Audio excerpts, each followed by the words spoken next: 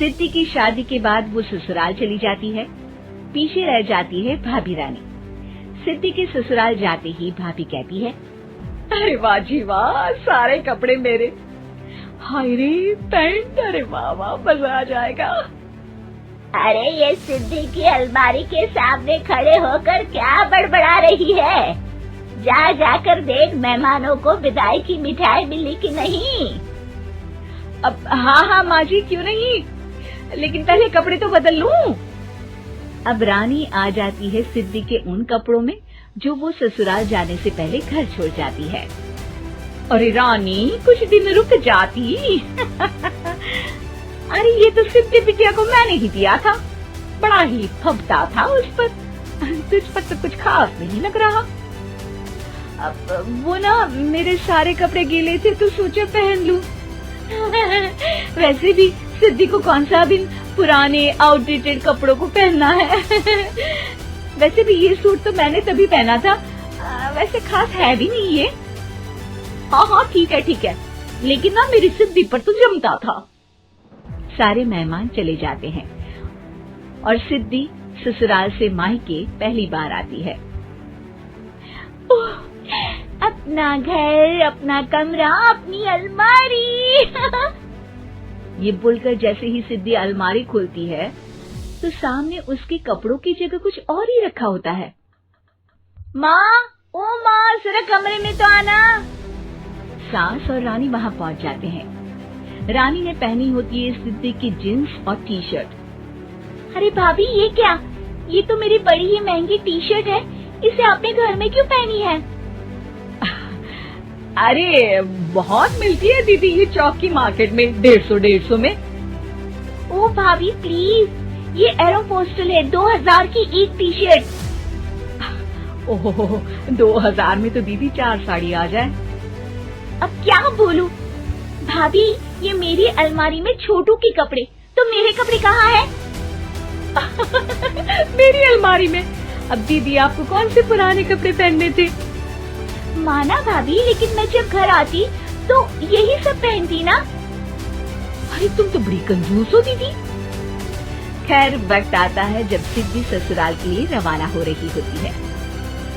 अरे रानी, अंदर से सिद्धि का गिफ्ट ले आ, लड़की पहली बार ससुराल से मायके आई है। रानी अंदर जाती है और एक सिंपल सी साड़ी लेकर बाहर आ जाती है।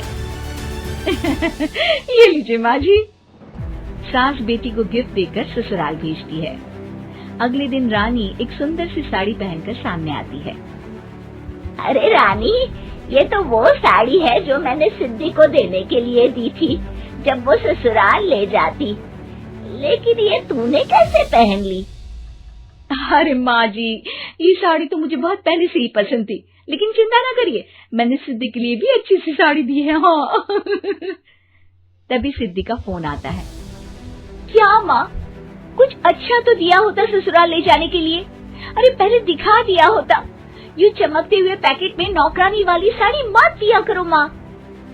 अरे बेटे, वो तेरी भाभी ने ना गलती से उससे पैकेट बदल गया। हाँ, मैं कल ही तेरे भाई के हाथ से तेरा वाला पैकेट भेज दूंगी। अरे रहने दो माँ, आई एम श्योर भाभी ने अभी वही साड़ी पहनी होगी जो तुमने मेरे लिए रखी थी। तुम तो समझ नहीं पाई उनको। खैर छोड़ो, मैं ज्यादा बोलती अच्छी नहीं लगती, रहने दो, आपको उन्हीं के साथ रहना है, फिर बात करेंगे। सास को रानी पर गुस्सा आ जाता है। वो उसके कमरे में जाती है जहाँ वो शादी का एल्बम देख रही होती है। रानी, मार्केट जाकर एक ऐसी ही साड़ी लेकर आ, कल प्रतीक जाकर सिद्धि के घर दे आएगा। अरे क्यों माँ जी, कितनी साड़ी देनी है दीदी को? यहाँ कोई सेल लगी है क्या? अरे चुप कर, मेरे बेटी के हिस्से की साड़ी खुद पहन ली, अब ज्यादा ज्ञान बांट रही है। एक दिन सिद्धि का फोन आता है। माँ, मेरी सास ने आज सबको खाने पर बुलाया है। सारे लोग सिद्धि के ससुराल पहुँचते हैं। खाना खाकर वो लोग निकल रहे होते हैं कि सिद्धि की सास सभी को गिफ्ट देती है। अरे बहन जी, बेटी के घर का खाना खा लिया, यही बहुत है जो आप ऊपर से गिफ्ट भी दे रही है। अरे बहन जी, आप भी कहाँ इन बातों पर विश्वास कर रही हैं। सास सभी को गिफ्ट देती है, लेकिन रानी को जो साड़ी देती है वो अजीब सी हरे रंग की लाल रंग के बड़ी छाप वाली होती है। अरे छी, ये कौन पहनेगा? सासू माँ को तो जरी वाली इतनी सुंदर और मेरे लिए ये नौकरानी वाली। अरे भाभी, दरअसल मैं जब भी घर आती थी आप वापसी में ऐसी ही साड़ी देती थी ना, तो माँ ने सोचा कि आपको आपकी पसंद की ही साड़ी क्यों ना दी जाए। बेचारी रानी, बोलती भी तो क्या। सिद्धि और सास रानी का चेहरा देखकर हंसने लगती है, तो रानी समझ जाती है कि अपने ही बिछाए जाल में वो फंस चुकी है।